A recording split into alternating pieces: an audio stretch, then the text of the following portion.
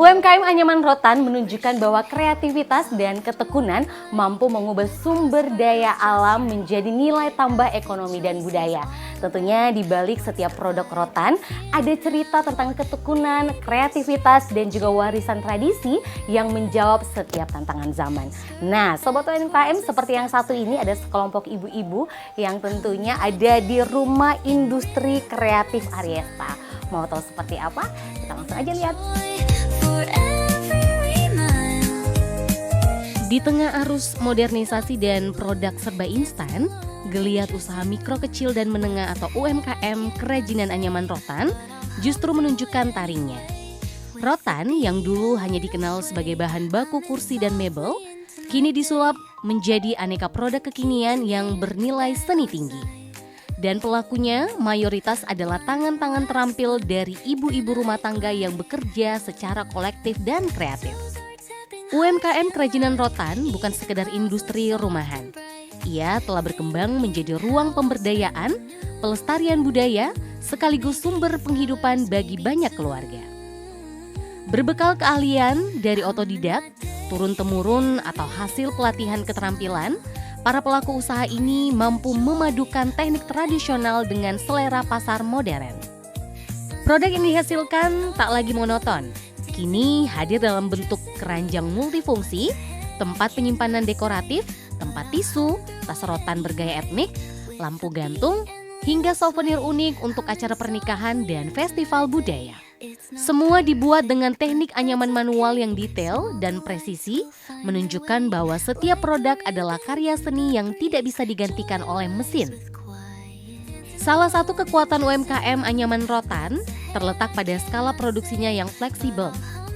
Dikerjakan dari rumah, para pengrajin dapat menyesuaikan waktu kerja dengan ritme keluarga. Bagi ibu-ibu rumah tangga, ini menjadi solusi cerdas, bisa tetap dekat dengan anak-anak, sekaligus ikut menopang ekonomi keluarga.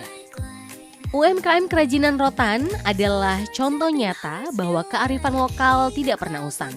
Justru dengan pendekatan kekinian dan jejaring yang tepat, potensi lokal ini bisa menjadi kekuatan ekonomi baru yang berkelanjutan. Dari setiap helai rotan yang dianyam, tercipta bukan hanya produk tapi juga kisah perjuangan, kreativitas, dan harapan akan masa depan yang lebih baik. Dan di baliknya ada tangan-tangan ibu yang tidak hanya menjaga rumah, tetapi juga menjaga warisan ekonomi komunitas.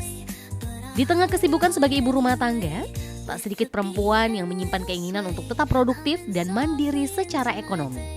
Salah satunya diwujudkan oleh kelompok ibu-ibu pengrajin rotan yang membentuk usaha kerajinan tangan berbasis komunitas. Lewat anyaman rotan, mereka tidak hanya menciptakan produk bernilai jual, tetapi juga menyatukan semangat kolaborasi dan pemberdayaan perempuan. Berlatar lingkungan perumahan sederhana, usaha kerajinan ini tumbuh dari ide sederhana. Bagaimana caranya agar para ibu tetap bisa berkarya tanpa harus jauh dari keluarga. Tangan-tangan terampil mulai merajut dan menganyam tiap helai rotan menjadi produk-produk rumah tangga yang menarik dan berguna.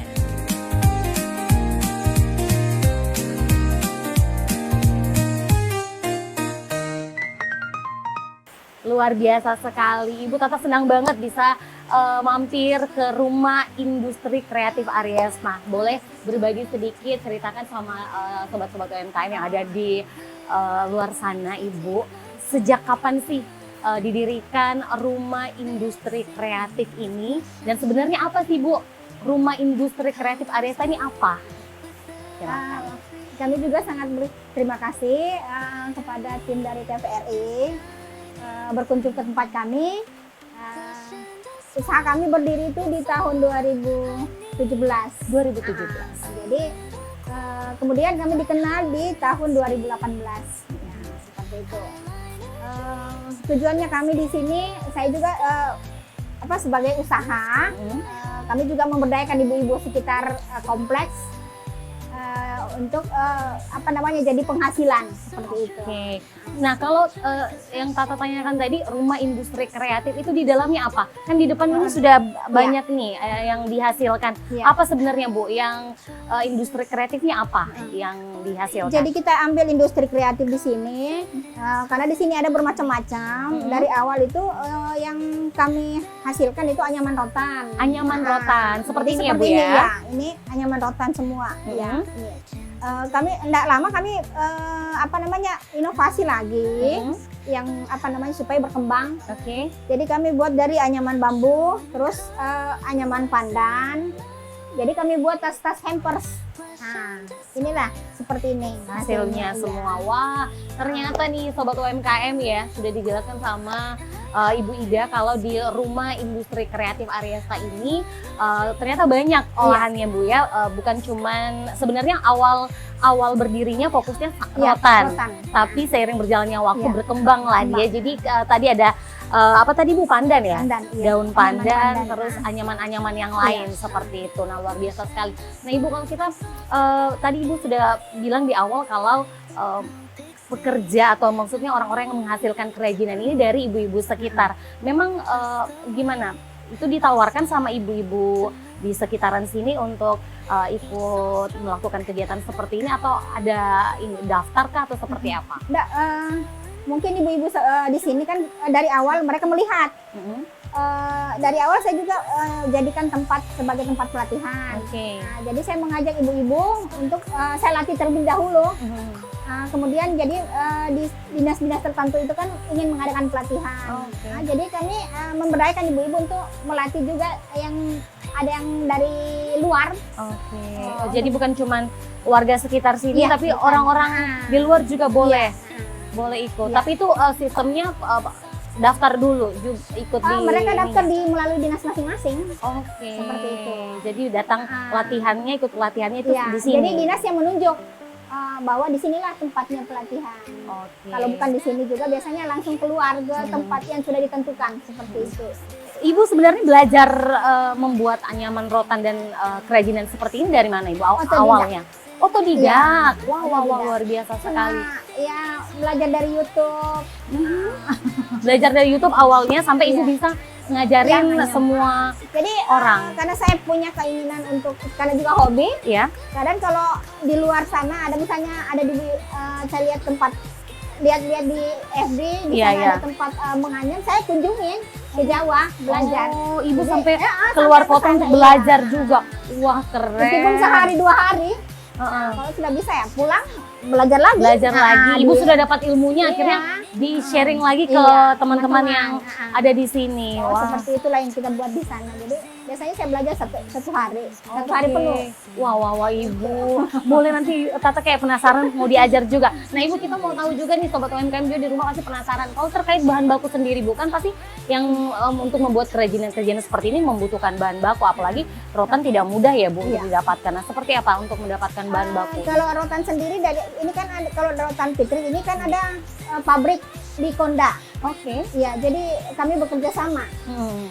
Tapi untuk sekarang karena mulai tutup, kan biasanya yang ngambil Fitri ini untuk keperluan pelatihan. Jadi biasanya dari BLK. Jadi ketika ada pesanan dari BLK kita ikutkan juga.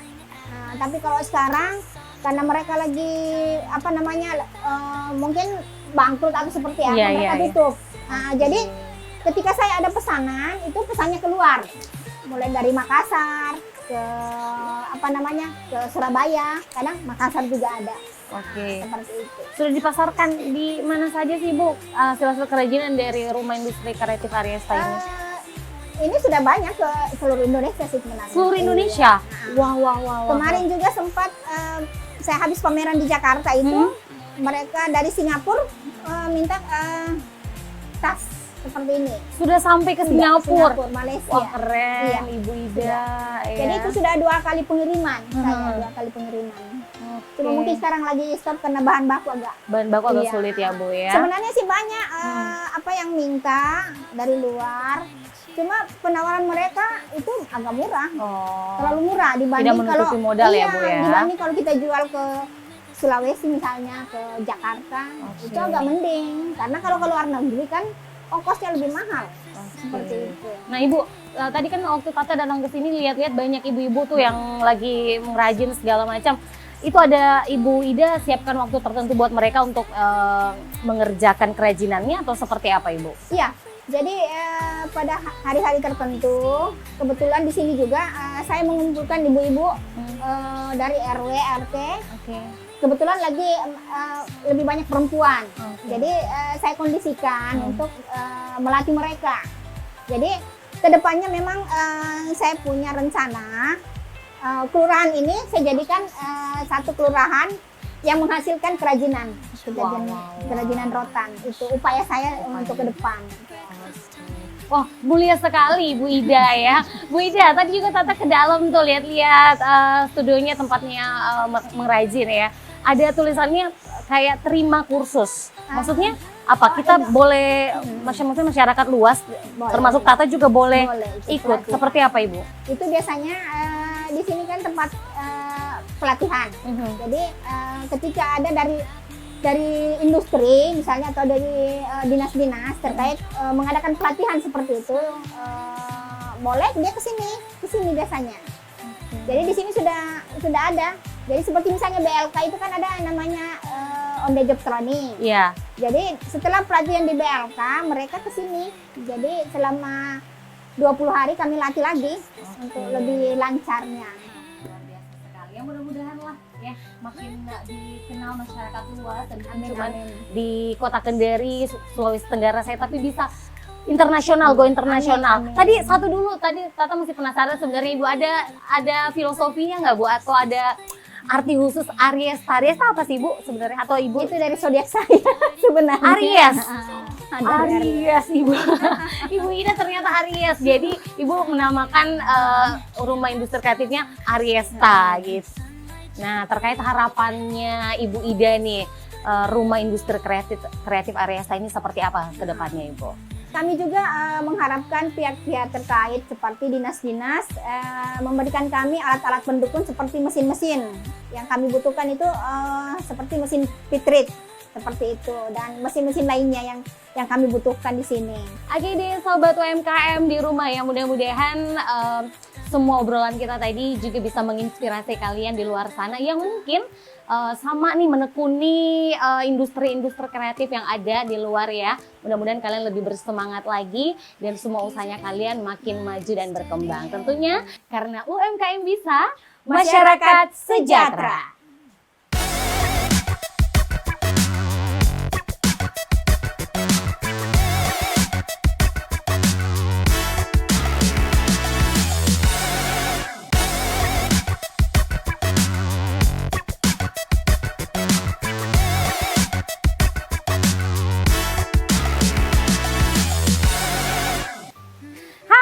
UMKM, siapa yang tidak kenal dengan soto ayam? Ya, salah satu makanan khas Nusantara yang tidak hanya menggugah selera saja, tetapi tentunya juga menjadi motor penggerak dari pelaku-pelaku UMKM. Nah, kamu bisa menemukan olahan soto ayam di berbagai tempat dan juga sampai ke pasar-pasar tradisional di setiap sudut-sudut jalan. Dan tentunya ya penjual soto ayam ini merupakan pelaku-pelaku UMKM yang sampai sekarang bisa bertahan. Seperti apa kira-kira? Tata sudah berada di Soto Mbok Seger ya. Kira-kira makanannya seperti apa dan usaha dari sotonya seperti apa, kita mau ngobrol juga nanti. Kalau gitu langsung aja ya ikutin Tata, kita langsung mau lihat seperti apa kira-kira usaha dari Soto Mbok Seger dan kira-kira rasa sotonya seperti apa. Tetap di Bisa Bisnis dan Usaha. Soto, sebuah nama yang sangat akrab di telinga masyarakat Indonesia. Masakan berkuah kuning, bening, atau santan ini bisa ditemukan di hampir setiap sudut kota dan desa, dari warung kaki lima hingga rumah makan keluarga. Oh iya, soto adalah salah satu kuliner tradisional Indonesia yang memiliki banyak varian. Setiap daerah punya ciri khasnya masing-masing. Ada soto Lamongan yang terkenal dengan koyak gurihnya, soto Betawi dengan santan dan susu, soto Kudus dengan daging kerbau, hingga soto Padang yang disajikan dengan kerupuk merah dan daging goreng kering. Seperti halnya usaha kuliner yang satu ini, Soto Mbok Seger, memiliki cita rasa yang khas dan unik yang agak sedikit berbeda dari soto-soto pada umumnya. Keunikan ini bukan hanya memperkaya khasanah kuliner Nusantara, tetapi juga membuka peluang usaha yang sangat luas. Yang menarik, soto adalah makanan fleksibel, cocok disantap kapan saja, sarapan, makan siang, hingga makan malam. Ini menjadikan produk kuliner yang memiliki potensi penjualan tinggi sepanjang hari. Harga jualnya pun sangat terjangkau, mulai dari 10.000 hingga 20.000 per porsi. Berbeda halnya dengan soto Mbok Seger ini yang menawarkan harga per porsinya hanya Rp8.000. Porsi yang pas buat sarapan atau bahkan untuk makan siang. Soto adalah makanan favorit banyak orang. Omset yang dihasilkan bisa sangat menggiurkan. Salah satu kekuatan soto adalah rasa. Resep yang diwariskan secara turun-temurun dari nenek atau ibu menjadi modal yang berharga. Ini adalah nilai jual yang tidak bisa ditiru dengan mudah oleh restoran cepat saji atau makanan instan. Itulah mengapa pelaku UMKM yang menjalankan usaha soto harus menjaga konsistensi rasa. Meski sederhana, kualitas dan keunikan rasa menjadi kunci utama dalam menjaga loyalitas pelanggan.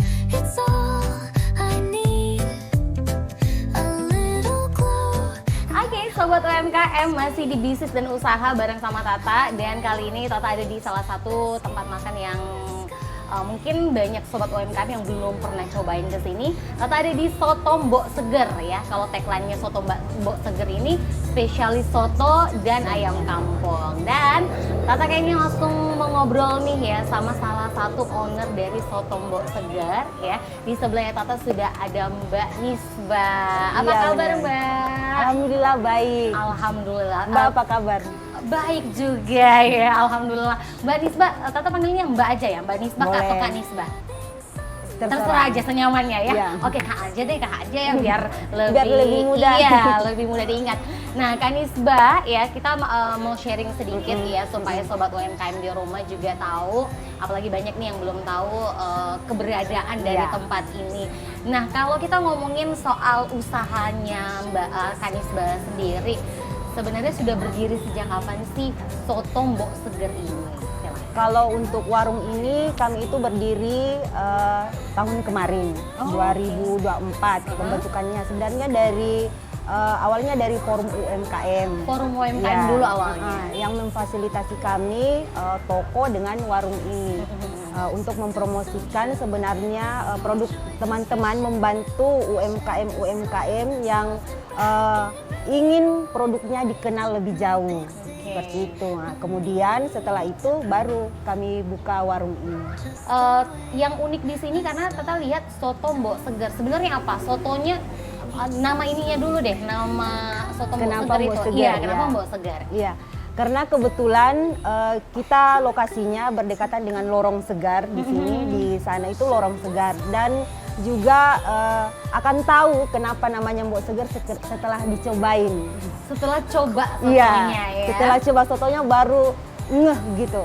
Oh ternyata kenapa Mbok Seger tuh karena seger. Nah, dan Tata sudah cobain tadi, ternyata seseger itu. Tata coba baru ngeh, ternyata dinamakan Mbok Seger itu karena si sotonya itu sesegar itu. Makanya tadi kayak Tata rasa ini makan soto atau makan apa ya? Kok ada rasa-rasanya. Mungkin dari olahan bumbunya itu sendiri ya, bumbu sotonya. Nah, kalau ngomongin soal menu yang ada di Soto Mbok Seger ini apa aja yang dijual? Pasti bukan cuman si sotonya itu kan? Ada menu lain nggak sih? Iya, benar sekali. Ada menu utamanya itu soto 8.000 yang seperti Mbak tadi cobain. Itu porsi kecil. Kemudian kita juga ada varian soto daging. Yang tidak suka soto ayam kota, kami sediakan soto ayam kampung. Makanya tadi spesialis soto dan ayam kampung. Oke, jadi ternyata ada berbagai macam pilihan, bukan cuma soto aja. Tapi kalau kita tarik ke belakang dulu nih ya, Kak Nisbah, kenapa memilih soto, hidangan soto? Padahal kan banyak usaha makanan yang lain, maksudnya menu yang lain. Kenapa yang dijadikan ikon di soto Mbok Seger itu si sotonya? Kenapa milih soto? Iya, karena kalau kita sarapan kan kita pengennya yang segar, yang ringan, yang berkuah, biar lambung tidak langsung kerja keras. Betul, kan. tidak kaget. Iya, betul. Biasanya kan nasi kuning, Kendari itu sudah familiar sekali. Betul. Nah, kita coba dengan makanan soto. Jadi kita buka itu dari jam 8 pagi sampai habis. Biasanya sore itu kami sudah habis. Banyak juga loh soto-soto di luar sana. Iya, benar. Kira-kira ada yang spesial atau apa yang ditawarkan sama soto Mbok Seger supaya orang-orang bilang makan di sini tuh pasti nagih atau apa gitu, orang pengen datang ke sini? Pokoknya kami punya menu yang spesial dengan harga yang terjangkau tentunya, dan kami punya bumbu rahasia. Oke. Oh, ada bumbu rahasianya ya? Kita punya koya yang berbeda. Jadi kalau mau cobain koya yang berbeda dari tempat warung soto yang lain, silahkan datang di warung soto Mbok Seger. Pemasarannya sendiri nih, apa Kak Nisbah memang offline seperti ini nungguin pembeli datang, apa juga ada kan sekarang sudah digital ya, digital penjualan online atau seperti apa nih? Iya betul. Kami tentunya tetap memanfaatkan itu ya. Selain kami menjual offline, kami juga online. Kami ada TikTok, namanya sama, Warung Soto Mbok Seger. Kebanyakan dari yang awal-awal datang ke sini itu awalnya melihat di TikTok. Jadi mereka datang ke sini, kan kami nanya, lihat di mana Pak, Ibu? Bisa datang ke sini. Oh, reviewnya orang-orang di TikTok. Kami juga punya akunnya gitu. Dan setiap yang datang, kami minta mereka untuk mereview dengan jujur sambil kami record, kemudian kami upload di sosial media. Ini yang sebenarnya usaha awal saya. Oh, jadi, justru ini yang jadi usaha awal. Ya, justru ini adalah usaha awal saya, itu keripik pisang. Keripik pisang. Ya. Namanya apa nih? Coba. Nama usaha saya itu BL Group. BL Group. Ya. Sebenarnya selain keripik pisang ini ada beberapa, ada tepung putu PC dan ada lulur masker bedak lotong. Juga. Iya.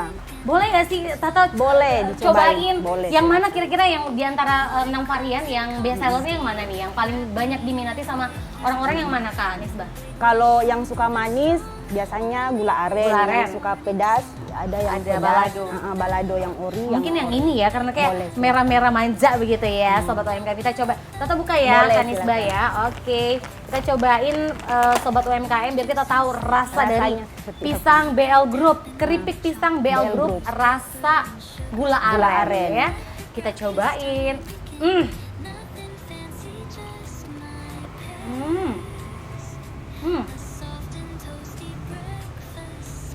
Ada topping gula aren ini jadinya manis ya. Iya, benar. Enak. Dan biasanya kalau keripik itu kan yang kelihatan di bawah bungkusnya itu minyak ya. Iya betul. Kalau kami itu tidak. Olahannya seperti apa? Maksudnya cara mengolahnya seperti apa Kak Nisbah? Kenapa? Kita memang berusaha membangun produk itu tidak hanya enak untuk dinikmati, tapi kita berusaha supaya sehat gitu. Jadi orang-orang tuh tidak hanya cari makanan cemilan yang hanya enak, tapi juga sehat. Ya. Wah, se-prepare itu ternyata Kak Nisbah membuat usaha. Jadi memang UMKM di sini ya berkembangnya seperti itu, karena mereka bukan cuma hanya karena mau supaya laku laris ya, enak-enak aja, tapi mereka juga memikirkan dari sisi kesehatannya. Luar biasa, berarti ini juga menjadi apa ya, semangat nih buat semua pelaku-pelaku UMKM di luar sana Kak Nisbah, supaya mereka juga lebih giat lagi, lebih tekun lagi menjalankan usahanya masing-masing ya. Atau mungkin juga ada usaha yang sama dengan Kak Nisbah ya, mudah-mudahan mereka tetap konsisten. Oke, ada kira-kira harapannya apa ke depannya, silakan Kak Nisbah. Saya sebagai pelaku UMKM, harapan saya sih semoga pelaku-pelaku UMKM di luar sana itu jangan berhenti pada saat omsetnya turun, itu jangan berhenti, karena ya usaha itu seperti itu, kadang sunyi, kadang sepi. Betul. Tapi kalau kita tetap fokus, tetap perbaiki kualitas, intinya jangan orang membeli hanya sekali dua kali, tapi harus berkali-kali. Repeat order jadinya bener. ya. Oke deh, mudah-mudahan makin sukses dan juga Amin. semua pelaku UMKM di luar sana makin semangat menjalankan usahanya. Kak Iya, Nisbah betul. juga keripiknya, Amin. usaha sotonya Amin. makin laris manis, dikenal di Sulawesi Tenggara. Bahkan Amin, kalau amin. perlu orang-orang dari luar Ya, kota benar. datang makan ke sini. Kalian pasti Amin. nggak bakalan nyesel ya. Oke deh, terima kasih sekali lagi Kak Nisbah. Sukses. Tadi berapa harga 17. 17.000 aja. Kalau di Sobat UMKM. di toko sini 17 karena ada saya. Tapi kalau sudah lewat reseller itu beda. Beda lagi Ra, oke lah ya, namanya juga pasti Iya, ada iya, untung ya. benar. Oke lah kalau begitu terima kasih sekali lagi buat semua sobat UMKM yang sudah menyaksikan Bisa Bisnis dan Usaha. Mudah-mudahan usaha kalian di luar sana juga yang apalagi yang baru merintis nih ya. Iya. Mudah-mudahan kalian lebih semangat lagi berusaha supaya usahanya kalian makin sukses karena UMKM bisa, masyarakat sejahtera. Little steps, but heart is wide. Sunlight walks me from inside. This is what I'm heading for. That sweet calm just before the door. Notes I wrote the night before, whisper from my closet drawer. Watches ticking slow.